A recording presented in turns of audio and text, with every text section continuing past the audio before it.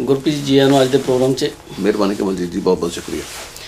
ਗੁਰਪ੍ਰੀਤ ਜੀ, ਜਿਹੜਾ ਤੁਸੀਂ calendar release ਕਰਨ ਲੱਗੇ ਹੋ ਬੰਦਾ ਸਿੰਘ ਬਹਾਦਰ ਦੇ 300 ਸਾਲਾ ਸ਼ਹੀਦੀ ਦਿਵਸ ਨੂੰ ਸਮਰਪਿਤ, ਇਹ ਕਦੋਂ ਰਿਲੀਜ਼ ਕਰ ਰਹੇ ਹੋ ਅਤੇ ਇਹਦਾ ਕਰਨ ਦਾ ਮਕਸਦ ਕੀ ਹੈਗਾ ਜੀ?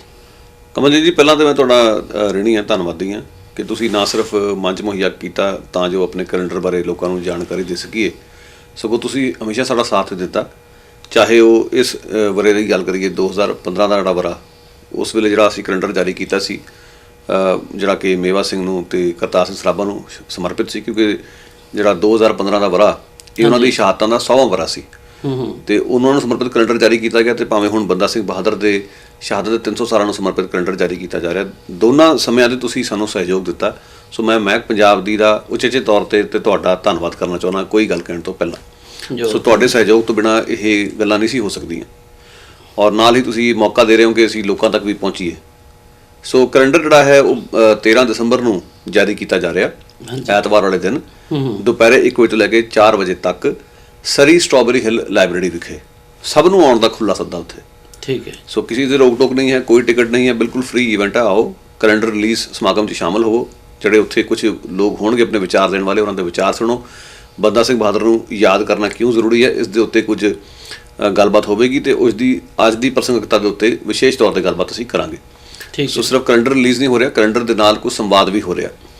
ਸੋ ਇਹ ਜਿਹੜਾ ਕੈਲੰਡਰ ਹੈ ਇਹ ਇਸ ਦੇ ਵਿੱਚ ਬੰਦਾ ਸਿੰਘ ਬਹਾਦਰ ਦਾ ਜਿਹੜਾ ਚਿੱਤਰ ਅਸੀਂ ਲਾਇਆ, ਉਹ ਬਕਾਇਦਾ ਕਿਰਪਾਲ ਸਿੰਘ ਜੀ ਨੇ ਤਿਆਰ ਕੀਤਾ ਸੀ। ਕਿਰਪਾਲ ਸਿੰਘ ਜੀ ਨੇ ਪੇਂਟ ਕੀਤਾ ਸੀ ਉਸਨੂੰ, ਜਿਹੜੇ ਕਿ ਜਰਨੈਲ ਸਿੰਘ ਆਰਟਿਸਟ ਦੇ ਪਿਤਾ ਸਨ। ਸੋ ਉਹਨਾਂ ਨੇ ਜਿਹੜੀ ਉਹ ਪੇਂਟਿੰਗ ਬਣਾਈ ਸੀ ਬੰਦਾ ਸਿੰਘ ਬਹਾਦਰ ਦੀ, ਉਹ ਅਸੀਂ ਉਸ ਕੈਲੰਡਰ ਵਿੱਚ ਸ਼ਾਮਲ ਕੀਤੀ ਹੈ। ਗੁਰਪ੍ਰੀਤ ਜੀ, ਬੰਦਾ ਸਿੰਘ ਬਹਾਦਰ ਦੀ ਸ਼ਹਾਦਤ ਨੂੰ ਅੱਜ ਦੇ ਸਮੇਂ 'ਚ ਯਾਦ ਕਰਨਾ ਕਿਉਂ ਜ਼ਰੂਰੀ ਹੈ ਜੀ? ਬਿਲਕੁਲ ਕਮਲਜੀਤ ਜੀ, ਬਹੁਤ ਤੁਹਾਡਾ ਵਧੀਆ ਸਵਾਲ ਆ ਵਾਲਾ, ਔਰ ਇਸ ਕਰਕੇ ਜ਼ਰੂਰੀ ਹੈ ਕਿਉਂਕਿ ਅੱਜ ਵੀ ਉਹ ਗੱਲਾਂ ਸਾਡੇ ਸਾਹਮਣੇ ਨੇ ਜਿਨ੍ਹਾਂ ਕਾਰਨਾਂ ਕਰਕੇ ਬੰਦਾ ਸਿੰਘ ਬਹਾਦਰ ਨੂੰ ਸ਼ਹੀਦ ਕੀਤਾ ਗਿਆ। ਬੰਦਾ ਸਿੰਘ ਬਹਾਦਰ ਦੀ ਜਿਹੜੀ ਸਭ ਤੋਂ ਵੱਡੀ ਵਿਰਾਸਤ ਮੈਂ ਸਮਝਦਾ ਉਹ ਇਹ ਸੀ ਕਿ ਬੰਦਾ ਸਿੰਘ ਬਹਾਦਰ ਨੇ ਇੱਕ ਇਨਕਲਾਬੀ ਸਿੱਖ ਯੋਧਾ ਸੀ, ਜਿਸ ਨੇ ਦੱਬੇ ਕੁਚਲੇ ਲੋਕਾਂ ਲਈ ਕਾਫੀ ਕੁਝ ਕੀਤਾ। ਉਸਨੇ ਜਿਹੜੇ ਵੱਡੇ ਧਨਾਣਾ ਕੋਲੋਂ ਜ਼ਮੀਨਾਂ ਖੋਹ ਕੇ ਬੇਜ਼ਮੀਨੀ ਕਿਸਾਨਾਂ 'ਚ ਵੰਡੀਆਂ। ਜ਼ਮੀਨੀ ਸੁਧਾਰ ਪੰਜਾਬ 'ਚ ਲਿਆਉਣ ਵਾਲਾ ਪਹਿਲਾ ਮਹਾਨ ਇਨਕਲਾਬੀ ਸੀ, ਠੀਕ ਹੈ। ਉਸ ਨੂੰ ਇਸ ਕਰਕੇ ਯਾਦ ਕਰਨਾ ਬਣਦਾ। ਉਸ ਦੇ 300 ਸਾਲਾ ਸ਼ਹੀਦੀ ਦਿਨ ਘੱਟੋ ਘੱਟ ਸਾਡੇ ਲਈ ਰੈਡੀਕਲ ਦੇਸੀ ਲਈ ਬਹੁਤ ਮਹੱਤਵਪੂਰਨ, ਉਸ ਨੂੰ ਯਾਦ ਕਰਨਾ, ਉਸ ਨੂੰ ਰਿਕੋਗਨਾਈਜ਼ ਕਰਨਾ, ਕਿਉਂਕਿ ਅੱਜ ਵੀ ਅਸੀਂ ਵੇਖਦੇ ਹਾਂ ਕਿ ਜ਼ਮੀਨਾਂ ਦੇ ਘੋਲ ਚੱਲ ਰਹੇ ਨੇ। ਕਿਸਾਨ ਖੁਦਕੁਸ਼ੀਆਂ ਕਰਨ ਲਈ ਮਜਬੂਰ ਨੇ, ਹਜ਼ਾਰਾਂ ਹੀ ਕਿਸਾਨ ਖੁਦਕੁਸ਼ੀਆਂ ਕਰ ਚੁੱਕੇ ਨੇ। 2014 ਦੇ ਵਿੱਚ ਹੀ ਜਿਹੜਾ ਉੱਥੋਂ ਦਾ ਕ੍ਰਾਈਮ ਬਿਊਰੋ ਦਾ ਰਿਕਾਰਡ ਸਾਹਮਣੇ ਆਇਆ, ਉਸ ਵਿੱਚ ਕੁਝ ਉਹ ਲੋਕ ਵੀ ਨੇ ਜਿਹਨਾਂ ਨੂੰ ਅਸੀਂ ਕਹਿੰਦੇ ਹਾਂ ਕਿ ਜਿਹੜੇ ਖੇਤ ਮਜ਼ਦੂਰ।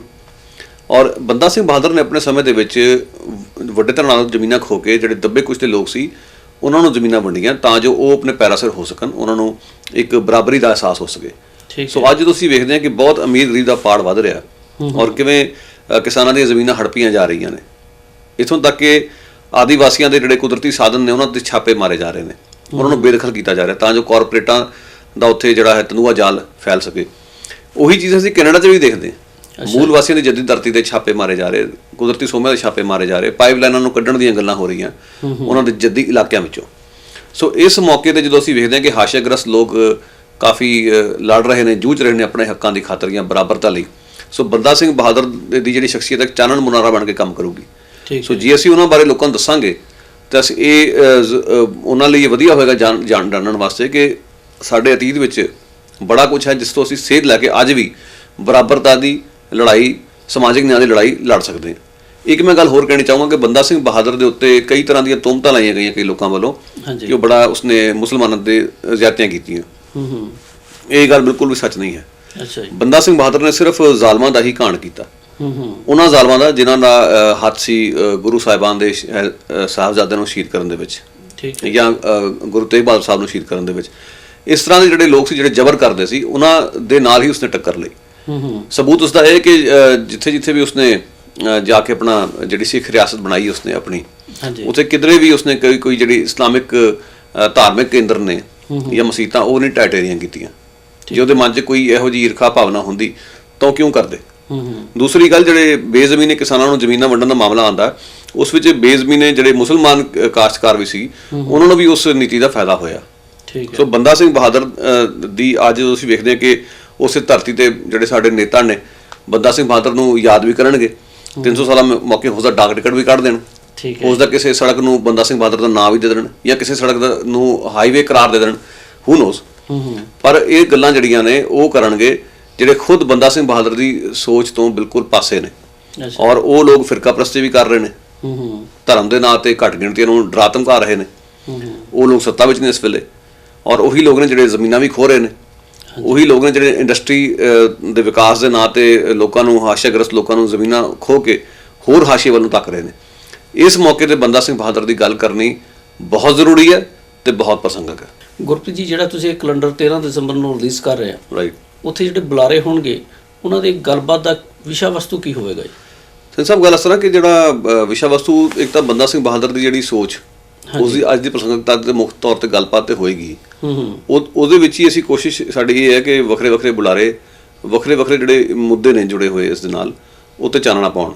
ਕਿਉਂਕਿ ਮੈਂ ਸਮਝਦਾ ਕਿ ਬੰਦਾ ਸਿੰਘ ਬਹਾਦਰ ਮਨੁੱਖੀ ਹੱਕਾਂ ਦੇ ਲਈ ਲੜਾਈ ਜਿਹੜੀ ਚੱਲਦੀ ਅੱਜ ਵੀ, ਉਸ ਦੇ ਵਿੱਚ ਇੱਕ ਮਹੱਤਵਪੂਰਨ ਬਿੰਬ ਹੈ। ਔਰ 10 ਦਸੰਬਰ ਨੂੰ ਅੰਤਰਰਾਸ਼ਟਰੀ ਮਨੁੱਖੀ ਅਧਿਕਾਰ ਦਿਵਸ ਦੁਨੀਆ ਭਰ 'ਚ ਮਨਾਇਆ ਜਾਂਦਾ। ਸੋ ਇਸੇ ਕਰਕੇ ਸੋਚਿਆ ਸੀ ਕਿ 13 ਦਸੰਬਰ ਵਾਲੇ ਵੀਕਐਂਡ ਤੇ ਹੀ ਜਿਹੜੀ ਹੈ ਇਹ ਸਮਾਗਮ ਰੱਖਿਆ ਜਾਵੇ। ਠੀਕ ਹੈ। ਸੋ BC ਵਾਹਦ ਇੱਕ ਸੂਬਾ ਪੂਰੇ ਕੈਨੇਡਾ 'ਚ ਜਿੱਥੇ ਹਿਊਮਨ ਰਾਈਟਸ ਕਮਿਸ਼ਨ ਨਹੀਂ ਹੈ, ਹਿਊਮਨ ਰਾਈਟਸ ਟ੍ਰਿਬਿਊਨਲ ਤਾਂ ਹੈ ਪਰ ਕਮਿਸ਼ਨ ਨਹੀਂ ਹੈ, ਉਸ ਦੀ ਘਾਟ ਰੜਕਦੀ ਹੈ। ਸੋ ਉਸ ਗੱਲ ਨੂੰ ਹਾਈਲਾਈਟ ਕਰਨ ਦੀ ਕੋਸ਼ਿਸ਼ ਸਾਡੀ ਹੋਵੇਗੀ ਇਸ ਮੌਕੇ ਤੇ ਕਿ ਜੇ ਅਸੀਂ ਬੰਦਾ ਸਿੰਘ ਬਹਾਦਰ ਨੂੰ ਯਾਦ ਕਰ ਰਹੇ ਹਾਂ ਤੇ ਹਿਊਮਨ ਰਾਈਟਸ ਜਿਹੜਾ ਹੈ ਦਿਵਸ ਦੇ ਮੌਕੇ ਤੇ ਹਿਊਮਨ ਰਾਈਟਸ ਕਮਿਸ਼ਨ ਕਿਉਂ ਨਾ ਹੋਵੇ BC 'ਚ, ਇਸ ਤੇ ਅਸੀਂ ਉੱਥੇ ਸਵਾਲ ਕਰਾਂਗੇ। ਠੀਕ ਹੈ। ਇਸ ਤੋਂ ਇਲਾਵਾ ਤੁਸੀਂ ਇਹ ਵੇਖੋ ਕਿ ਜਿਹੜੇ ਕੁਝ ਲੇਖਕਾਂ ਨੇ, ਬੁੱਧੀਜੀਵੀਆਂ ਨੇ ਆਪਣੇ ਪੁਰਸਕਾਰ ਮੋੜੇ ਉੱਥੇ ਜ਼ੁਲਮ ਦੇ ਖਿਲਾਫ ਹਿੰਦੁਸਤਾਨ ਵਿੱਚ, ਉਹਦੇ ਬਾਰੇ ਵੀ ਚਰਚਾ ਹੋਵੇਗੀ। ਔਰ ਇਸ ਤੋਂ ਇਲਾਵਾ ਜਿਵੇਂ ਜਸਵੰਤ ਸਿੰਘ ਖਾਲੜਾ ਦੇ ਮਤਲਬ ਸ਼ਹਾਦਤ ਦਾ ਇਹ 20ਵਾਂ ਵਰ੍ਹਾ ਚੱਲ ਰਿਹਾ, ਉਹਨਾਂ ਬਾਰੇ ਸੰਖੇਪ ਗੱਲਬਾਤ ਹੋਵੇਗੀ ਕਿ ਅੱਜ ਸਮਾਜ ਗੱਲ ਦੀ ਮੰਗ ਕਰਦਾ ਕਿ ਉਹਨਾਂ ਦੀ ਇੱਕ ਯਾਦਗਾਰ ਬਕਾਇਦਾ ਇੱਥੋਂ ਦੇ ਜਿਹੜੇ ਵਿਨੀਪੈਗ ਦੇ ਹਿਊਮਨ ਰਾਈਟਸ ਮਿਊਜ਼ੀਅਮ 'ਚ ਸਥਾਪਿਤ ਕੀਤੀ ਜਾਵੇ, ਕਿਉਂਕਿ ਕੈਨੇਡਾ ਆਏ ਸੀ ਜਦੋਂ ਵਾਪਸ ਗਏ ਤੇ ਉਹਨਾਂ ਨੂੰ ਕਤਲ ਕੀਤਾ ਗਿਆ। ਸੋ ਇਸ ਤੋਂ ਇਲਾਵਾ ਜਿਹੜੀਆਂ ਹੋਰ ਕੁਝ ਇਸ ਤਰ੍ਹਾਂ ਦੇ ਮਸਲੇ ਉਹਨਾਂ ਤੇ ਚਾਨਣਾ ਪਾਵਾਂਗੇ ਆਪਾਂ। ਇਹ ਵੀ ਕੋਸ਼ਿਸ਼ ਹੈ ਕਿ ਜਿਹੜੇ ਮੂਲ ਵਾਸੀਆਂ ਦੇ ਇੱਥੋਂ ਦੇ ਸਰੋਕਾਰ ਨੇ ਉਹਨਾਂ ਨੂੰ ਬੰਦਾ ਸਿੰਘ ਬਹਾਦਰ ਦੀ ਜਿਹੜੇ ਸੰਘਰਸ਼ ਨਾਲ ਜੋੜ ਕੇ ਉਸ ਤੇ ਗੱਲ ਕਰੀਏ ਕਿ ਉਹਨਾਂ ਨੂੰ ਜਿਵੇਂ ਬੇਦਖਲ ਕਰਨ ਦੀਆਂ ਗੱਲਾਂ ਹੋ ਰਹੀਆਂ, ਉਹਨਾਂ ਦੀਆਂ ਜੱਦੀ ਜ਼ਮੀਨਾਂ ਦੇ ਵਿੱਚੋਂ ਪਾਈਪਲਾਈਨ ਕੱਢਣ ਦੀਆਂ ਗੱਲਾਂ ਹੋ ਰਹੀਆਂ, ਉਹਨਾਂ ਦੇ ਨਾਲ ਕੋਈ ਡਾਇਲੌਗ ਨਹੀਂ ਕੀਤਾ ਜਾ ਰਿਹਾ, ਅਨਿਆਂ ਹੋ ਰਿਹਾ। ਸੋ ਕੁੱਲ ਮਿਲਾ ਕੇ ਇਹ ਸਾਰੀਆਂ ਗੱਲਾਂ ਨੂੰ ਜਿਹੜਾ ਹੈ ਲੈ ਕੇ ਅਸੀਂ ਗੱਲਬਾਤ ਕਰਾਂਗੇ, ਤਾਂ ਜੋ ਸਿਰਫ ਬੰਦਾ ਸਿੰਘ ਬਹਾਦਰ ਨੂੰ ਸ਼ਰਧਾਂਜਲੀ ਹੀ ਨਾ ਦਈਏ ਆਪਾਂ ਜਾਂ ਕੈਲੰਡਰ ਜਾਰੀ ਕਰਕੇ ਘਰਾਂ ਨੂੰ ਮੁੜ ਜਾਈਏ, ਸਗੋਂ ਬੰਦਾ ਸਿੰਘ ਬਹਾਦਰ ਦੀ ਜਿਹੜੀ ਫਿਲਾਸਫੀ ਹੈ ਉਸ 'ਤੇ ਚਿੰਤਨ ਵੀ ਕਰੀਏ ਔਰ ਅੱਜ ਦੇ ਜਿਹੜੇ ਮਸਲੇ ਨੇ ਉਹਨਾਂ ਵਿੱਚ ਉਹਨਾਂ ਦੇ ਹੱਲ ਉਹਨਾਂ ਵੱਲੋਂ ਵਿਖਾਏ ਗਏ ਰਾਹ ਵਿੱਚੋਂ ਲੱਭਣ ਦੀ ਕੋਸ਼ਿਸ਼ ਕਰੀਏ। ਗੁਰਪ੍ਰੀਤ ਜੀ, ਤੁਹਾਡਾ ਮੈਗਜ਼ੀਨ ਰੈਡੀਕਲ ਦੇਸੀ, ਉਹਦੇ ਦਸੰਬਰ ਮਹੀਨੇ ਦੇ ਵਿੱਚ ਕਿਹੜੀ ਤੁਸੀਂ ਇਸ ਵਾਰ ਕਵਰ ਸਟੋਰੀ ਕਰ ਰਹੇ ਹੋ ਜੀ? ਸਿੰਘ ਸਾਹਿਬ, ਐਤਕੀ ਦੀ ਜਿਹੜੀ ਕਵਰ ਸਟੋਰੀ ਹੈ ਰੈਡੀਕਲ ਦੇਸੀ ਦੀ, ਉਹ ਦਰਅਸਲ ਬਿਹਾਰ ਦੇ ਚੋਣ ਨਤੀਜਿਆਂ ਤੇ ਕੈਨੇਡਾ ਦੇ ਚੋਣ ਨਤੀਜਿਆਂ ਨੂੰ ਜੋੜ ਕੇ ਤਿਆਰ ਕੀਤੀ ਗਈ ਹੈ। ਅੱਛਾ ਜੀ। ਔਰ ਟਾਈਟਲ ਦਿੱਤਾ ਗਿਆ ਸਟੋਰੀ ਨੂੰ ਟੋਲਰੈਂਸ ਟ੍ਰੀਅੰਫਸ, ਯਾਨੀ ਕਿ ਸਹਿਣਸ਼ੀਲਤਾ ਦੀ ਜਿੱਤ। ਧਾਰਮਿਕ ਅਸਹਿਣਸ਼ੀਲਤਾ ਜਿਹੜੀ ਹੈ ਉਸ ਨੂੰ ਹਾਰ ਦਾ ਮੂੰਹ ਵੇਖਣਾ ਪਿਆ ਇਹਨਾਂ ਦੋਨਾਂ ਚੋਣਾਂ ਦੇ ਵਿੱਚ। ਲਗਭਗ ਇੱਕੋ ਸਮੇਂ ਤੇ ਚੋਣਾਂ ਹੋਈਆਂ, ਸੋ ਦੋਨਾਂ ਵਿਚਕਾਰ ਜਿਹੜੀ ਸਮਾਨਤਾ ਹੈ, ਜਿਹੜਾ ਦੋਨਾਂ ਦਾ ਸੰਬੰਧ ਹੈ, ਉਸ ਦੇ ਉੱਤੇ ਕਵਰ ਸਟੋਰੀ ਹੈ। ਅੱਛਾ ਜੀ। ਔਰ ਕਈ ਨੂੰ ਸ਼ਾਇਦ ਗੱਲ ਅਜੀਬ ਲੱਗੇ ਕਿ ਕਿੱਥੇ ਬਿਹਾਰ ਤੇ ਕਿੱਥੇ ਆਟਵਾ, ਪਰ ਲਿੰਕ ਬਣਦਾ, ਉਹ ਮੈਂ ਐਕਸਪਲੇਨ ਕਰ ਦਿੰਦਾ। ਗੱਲ ਇਸ ਤਰ੍ਹਾਂ ਕਿ 19 ਨਵੰਬਰ ਨੂੰ ਕੈਨੇਡਾ 'ਚ ਇਲੈਕਸ਼ਨਾਂ ਹੋਈਆਂ, ਨਤੀਜੇ ਸੇਮ ਡੇ ਆ ਗਏ। ਕੁਝ ਸਮੇਂ ਬਾਅਦ ਨਵੇਂ ਮੰਤਰੀ ਮੰਡਲ ਨੇ ਸਹੁੰ ਚੁੱਕੀ ਇੱਥੇ ਨਵੰਬਰ ਦੇ ਵਿੱਚ, ਤਾਂ ਉਦੋਂ ਥੋੜ੍ਹੇ ਚਿਰ ਬਾਅਦ ਬਿਹਾਰ ਦੇ ਚੋਣ ਨਤੀਜੇ ਸਾਹਮਣੇ ਆਏ। ਦੋਨਾਂ ਨਤੀਜਿਆਂ ਵਿੱਚ ਕੀ ਹੋਇਆ, ਸੱਜੇ ਪੱਖੀ ਪਾਰਟੀਆਂ ਨੂੰ ਕਰਾਰੀ ਹਾਰ ਦਾ ਸਾਹਮਣਾ ਕਰਨਾ ਪਿਆ। ਕੈਨੇਡਾ ਵਿੱਚ ਟੋਰੀਆਂ ਦੇ ਰਾਜਦੰਤ ਹੋਇਆ, ਲਿਬਰਲ ਪਾਰਟੀ ਸ਼ਾਨਦਾਰ ਢੰਗ ਨਾਲ ਜਿੱਤੀ, ਘੱਟ ਗਿਣਤੀਆਂ ਦੀ ਚੋਖੀ ਨੁਮਾਇੰਦਗੀ ਇਸ ਸਰਕਾਰ ਦੇ ਵਿੱਚ। ਜਿਹੜੇ ਹਰਜੀਤ ਸੱਜਣ ਨੇ ਉਹ ਪਹਿਲੇ ਦਸਤਾਰਧਾਰੀ ਸਿੱਖ ਡਿਫੈਂਸ ਮਿਨਿਸਟਰ ਲਏ ਗਏ ਨੇ ਕੈਨੇਡਾ ਦੇ ਵਿੱਚ। ਠੀਕ ਹੈ ਜੀ। ਤੇ ਇਸ ਤੋਂ ਪਤਾ ਲੱਗਦਾ ਕਿ ਜਿਹੜੀ ਸਰਕਾਰ ਪਹਿਲੋਂ ਅਸਹਿਣਸ਼ੀਲ ਹੋ ਕੇ ਨਕਾਬ ਤੇ ਹਮਲੇ ਕਰਦੀ ਸੀ, ਨਤੀਜਾ ਇਹ ਹੋਇਆ ਕਿ 5 ਦਸਤਾਰਧਾਰੀ ਸਿੱਖ ਪਾਰਲੀਮੈਂਟ 'ਚ ਜਾ ਵੜੇ। ਹਾਂਜੀ। ਉੱਥੇ ਬਿਹਾਰ 'ਚ BJP ਜਿਹੜੀ ਕਿ ਸੱਜੇ ਪੱਖੀ ਹਿੰਦੂਤਵੀ ਪਾਰਟੀ ਹੈ, ਉਸ ਨੂੰ ਵੀ ਕਰਾਰੀ ਹਾਰ ਦਾ ਸਾਹਮਣਾ ਕਰਨਾ ਪਿਆ। ਸੈਕੂਲਰ ਗੱਠਜੋੜ ਉੱਥੇ ਬੜੀ ਸ਼ਾਨਦਾਰ ਢੰਗ ਨਾਲ ਜਿੱਤਿਆ। ਤਕਰੀਬਨ ਇੱਕੋ ਸਮੇਂ 'ਤੇ 2 ਚੋਣਾਂ ਹੋਈਆਂ ਨੇ ਔਰ ਦੋਨਾਂ ਥਾਵਾਂ 'ਤੇ ਲੋਕਾਂ ਨੇ ਜਿਹੜਾ ਧਾਰਮਿਕ ਅਸਹਿਣਸ਼ੀਲਤਾ ਫੈਲਾਉਣ ਵਾਲੀ ਸ਼ਕਤੀਆਂ ਉਹਨਾਂ ਦੇ ਖਿਲਾਫ ਹੱਥ ਦਿੱਤਾ। ਦੋਨਾਂ ਚੋਣਾਂ ਸਮੇਂ ਇੱਥੇ ਟੋਰੀ ਤੇ ਉੱਥੇ BJP ਵੱਲੋਂ ਮੁਸਲਮਾਨਾਂ ਦੇ ਖਿਲਾਫ ਜਿਹੜਾ ਸੀ ਪ੍ਰਚਾਰ ਕੀਤਾ ਜਾ ਰਿਹਾ ਸੀ। ਇੱਥੇ ਨਕਾਬ ਤੇ ਹਮਲੇ ਹੋ ਰਹੇ ਸੀ, ਉੱਥੇ ਕਿਹਾ ਜਾ ਰਿਹਾ ਸੀ ਕਿ ਜੇ ਬਿਹਾਰ 'ਚ ਅਸੀਂ ਹਾਰ ਗਏ, BJP ਹਾਰ ਗਈ, ਤਾਂ ਪਾਕਿਸਤਾਨ 'ਚ ਆਤਿਸ਼ਬਾਜ਼ੀ ਹੋਵੇਗੀ। BJP ਪਹਿਲਾਂ ਵੀ ਇਹ ਕੁਝ ਕਰਦੀ ਰਹੀ ਹੈ। ਗੁਜਰਾਤ ਚੋਣਾਂ 'ਚ ਵੀ ਇਹੋ ਜਿਹਾ ਪ੍ਰਚਾਰ ਹੁੰਦਾ ਰਿਹਾ। ਠੀਕ ਹੈ। ਸੋ ਦੋਨਾਂ ਥਾਵਾਂ ਤੇ ਕੈਨੇਡਾ, ਬਿਹਾਰ, ਦੋਨਾਂ ਥਾਵਾਂ ਤੇ ਜਿਹੜੀਆਂ ਸੱਜੇ ਪੱਖੀ ਪਾਰਟੀਆਂ ਵੱਲੋਂ ਜਿਸ ਤਰੀਕੇ ਨਾਲ ਧਾਰਮਿਕ ਅਸਹਿਣਸ਼ੀਲਤਾ ਫੈਲਾਈ ਜਾ ਰਹੀ ਸੀ, ਉਸ ਨੂੰ ਲੋਕਾਂ ਨੇ ਨਕਾਰਿਆ। ਇਸ ਕਰਕੇ ਦੋਨਾਂ ਦਾ ਲਿੰਕ ਬਣਦਾ ਸੀ, ਉਹ ਉਹਦੇ 'ਚ ਪੇਸ਼ ਕਰਨ ਦੀ ਕੋਸ਼ਿਸ਼ ਕੀਤੀ ਗਈ ਹੈ। ਜਿਹੜਾ ਦਿਲਚਸਪ ਲਿੰਕ ਇਹ ਐਥਨ ਸਾਹਿਬ ਉਹ ਇਹ ਆ ਕਿ ਜਦੋਂ ਆਪਣੇ ਮੋਦੀ ਸਾਹਿਬ ਆਏ ਨੇ ਵੈਂਕੂਵਰ, ਹਾਂਜੀ, ਤੇ ਅਪ੍ਰੈਲ ਦੇ ਵਿੱਚ ਨਰਿੰਦਰ ਮੋਦੀ ਤੇ ਕੈਨੇਡਾ ਦੇ ਉਸ ਸਮੇਂ ਦੇ ਪ੍ਰਧਾਨ ਮੰਤਰੀ ਸਟੀਵਨ ਹਾਰਪਰ ਦੋਨੇ ਸਿੱਖ ਗੁਰਦੁਆਰੇ ਗਏ, ਵੈਂਕੂਵਰ ਸਿੱਖ ਗੁਰਦੁਆਰੇ, ਹਾਂਜੀ, ਤੇ ਬਾਹਰ ਵਿਖਾਵਾ ਕਰੇ ਦੋਨਾਂ ਦਾ ਸਵਾਗਤ ਕਰਨ ਲਈ ਮੌਜੂਦ ਸੀ। ਠੀਕ ਹੈ। ਦੋਨਾਂ ਨੇ ਹਾਰਪਰ ਤੇ ਮੋਦੀ ਸਾਹਿਬ ਦੀਆਂ ਸੱਜੇ ਪੱਖੀ ਨੀਤੀਆਂ ਨੂੰ ਨਕਾਰਿਆ। ਇੱਥੋਂ ਦੇ ਵੀ ਲੋਕ ਸੀਗੇ ਜਿਹੜੇ ਉੱਥੋਂ ਆਏ, ਉਹ ਵੀ ਲੋਕ ਹਾਜ਼ਰ ਸਨ। ਸੋ ਦੋਨਾਂ ਨੇਤਾਵਾਂ ਦੀ ਵਿਰੋਧਤਾ ਹੋਈ। ਟੋਰਾਂਟੋ ਸਟਾਰ ਅਖਬਾਰ ਨੇ ਉਦੋਂ ਕਿਆਫਾ ਲਾਇਆ ਸੀ ਕਿ ਜਿਸ ਤਰੀਕੇ ਨਾਲ ਹਾਰਪਰ ਸਾਹਿਬ ਇੰਨਾ ਲਾਗੇ ਹੋ ਰਹੇ ਨੇ ਨਰਿੰਦਰ ਮੋਦੀ ਦੇ, ਕਿਧਰੇ ਇਹਨਾਂ ਨੂੰ ਇਸ ਦਾ ਖਿਮਾਇਤ ਤਾਂ ਨਹੀਂ ਭੁਗਤਣਾ ਪਵੇਗਾ। ਇਹ ਸਵਾਲ ਕੀਤਾ ਸੀ ਟੋਰਾਂਟੋ ਸਟਾਰ ਨੇ। ਅੱਛਾ, ਮੈਂ ਸਮਝਦਾ ਉਹ ਸਵਾਲ ਸੱਚ ਬਣ ਨਿਬੜਿਆ। ਸੋ ਅਪ੍ਰੈਲ 'ਚ ਉਹ ਇਕੱਠੇ ਇੱਥੇ ਤੁਰੇ ਫਿਰਦੇ ਸੀਗੇ, ਇੱਕੋ ਜਿਹੀਆਂ ਨੀਤੀਆਂ ਉਹਨਾਂ ਦੀਆਂ, ਇੱਕੋ ਜਿਹੇ ਏਜੰਡੇ ਨੇ।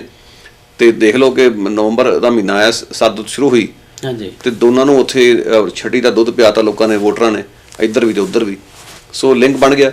ਇੱਕ ਲਿੰਕ ਹੋ ਰਹੀ ਆ ਕਿ ਜਿਹੜੇ ਇੱਥੇ so called moderate, so called secularist, so called patriot ਜਿਹੜੇ ਇੰਡੀਆ ਦੇ, ਉਹਨਾਂ ਦਾ ਪੂਰਾ ਜ਼ੋਰ ਲੱਗਾ ਸੀ ਕਿ ਹਰਜੀਤ ਸਿੰਘ ਸੱਜਣ ਨੂੰ ਹਰਾਇਆ ਜਾਵੇ। ਹਰਾਉਣ ਦੇ ਲਈ ਉਹਨਾਂ ਵੱਲੋਂ ਬਕਾਇਦਾ ਟੋਰੀਆਂ ਦੀ ਮਦਦ ਕੀਤੀ ਗਈ। ਉਸੇ ਹਿੱਸੇ ਵੱਲੋਂ ਇੱਥੇ ਸਰੀ ਨਿਊਟਨ ਦੇ ਵਿੱਚ ਸੁਖ ਧਾਲੀਵਾਲ ਨੂੰ ਹਰਾਉਣ ਦੀ ਕੋਸ਼ਿਸ਼ ਕੀਤੀ ਗਈ। ਔਰ ਇਹ ਉਹੀ ਲੋਕ ਨੇ ਜਦੋਂ ਮੋਦੀ ਸਾਹਿਬ ਇੱਥੇ ਆਏ ਤਾਂ ਉਹਨਾਂ ਦਾ ਸਵਾਗਤ ਕਰਨ ਵਾਲੇ 'ਚ ਵੀ ਮੌਜੂਦ ਸੀਗੇ। ਸੋ ਮੇਰਾ ਮਤਲਬ ਕਹਿੰਦਾ ਕਿ ਜਿਹੜੀਆਂ ਇਹ ਦੋਨੇ ਹਾਰਾਂ ਹੋਈਆਂ ਉਸ ਇੱਕ ਖਾਸ ਲੌਬੀ ਦੀ ਹੋਈਆਂ। ਸੋ ਇਹ ਗੱਲ ਜਿਹੜੀ ਹੈ ਸਿਧਾਂਤਕ ਤੌਰ ਤੇ ਵੀ ਸਮਝਣ ਦੀ ਲੋੜ ਹੈ।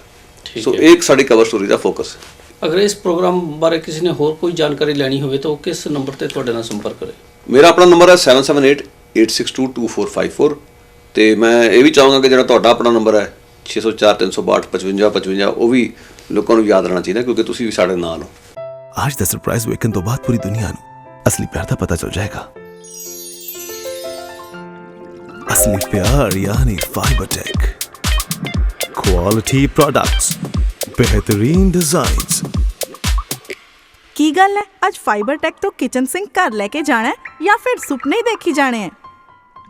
Fibertech Distributors serves all across North America. 604-507-2199. fibertechbc.ca। ਕਿਸੇ ਵੀ ਇੰਜਰੀ ਨੂੰ ਠੀਕ ਕਰਨ ਦੇ ਕਈ ਤਰੀਕੇ ਹੋ ਸਕਦੇ ਨੇ, ਪਰ ਉਸ ਪ੍ਰੋਬਲਮ ਦਾ ਸਭ ਤੋਂ ਵਧੀਆ ਤੇ ਇਫੈਕਟਿਵ ਇਲਾਜ ਲੱਭਣਾ ਤੁਹਾਨੂੰ ਟ੍ਰੀਟਮੈਂਟ ਕਰਨ ਵਾਲਿਆਂ ਦੀ ਜ਼ਿੰਮੇਵਾਰੀ ਬਣਦੀ ਹੈ। ਅਸੀਂ ਏਪੈਕਸ ਫਿਜ਼ੀਓਥੈਰੇਪੀ ਤੇ ਹਰ ਇੱਕ ਪ੍ਰੋਬਲਮ ਦਾ ਪ੍ਰੋਪਰ ਅਸੈਸਮੈਂਟ ਤੇ डायग्नोसिस ਕਰਨ ਤੋਂ ਬਾਅਦ ਸਾਇੰਟਿਫਿਕ ਤਰੀਕੇ ਨਾਲ ਇਲਾਜ ਕਰਦੇ ਹਾਂ। इंजरी के बाद शरीर के कुछ जोड़ पूरी तरह मूव नहीं करते या डिस्क दब जाती है, जिन्हें हम मोबिलाइज, मैनिपुलेट या ट्रैक्शन से ठीक कर सकते हैं। Injuries can cause increased sensitivity to pain and loss of function, which can be treated by acupuncture and functional dry needling. ਹਰ ਇੱਕ ਇੰਜਰੀ ਤੁਹਾਨੂੰ ਤੇ ਤੁਹਾਡੇ ਮਸਲਸ ਨੂੰ ਵੀਕ ਕਰਦੀ ਹੈ। ਅਸੀਂ ਇੱਥੇ ਉਹਨਾਂ ਦੀ ਸਪੈਸੀਫਿਕ ਐਕਸਰਸਾਈਜ਼, ਸਟ੍ਰੈਚਿੰਗ ਤੇ ਸਟਿਮੂਲੇਸ਼ਨ ਕਰਕੇ ਉਹਨਾਂ ਨੂੰ ਠੀਕ ਕਰਦੇ ਹਾਂ। ਤੁਸੀਂ ਸਭ ਜਗ੍ਹਾ ਟ੍ਰੀਟਮੈਂਟ ਕਰਾ ਕੇ ਵੀ ਜੇ ਠੀਕ ਨਹੀਂ ਹੋਏ ਤੇ ਇੱਕ ਵਾਰ ਸਾਡੇ ਕਲੀਨਿਕ ਤੇ ਜ਼ਰੂਰ ਆਓ। You will feel the difference.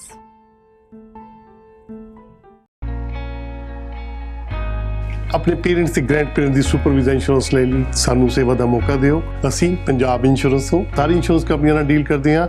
ਮੈਂ ਸੰਦੀਪ ਅਹੂਜਾ ਤੁਹਾਨੂੰ ਘੱਟ ਪੈਸੇ 'ਚ ਵਧੀਆ ਇੰਸ਼ੋਰੈਂਸ ਲੈਣ 'ਚ ਤੁਹਾਡੀ ਹੈਲਪ ਕਰ ਸਕਦਾ।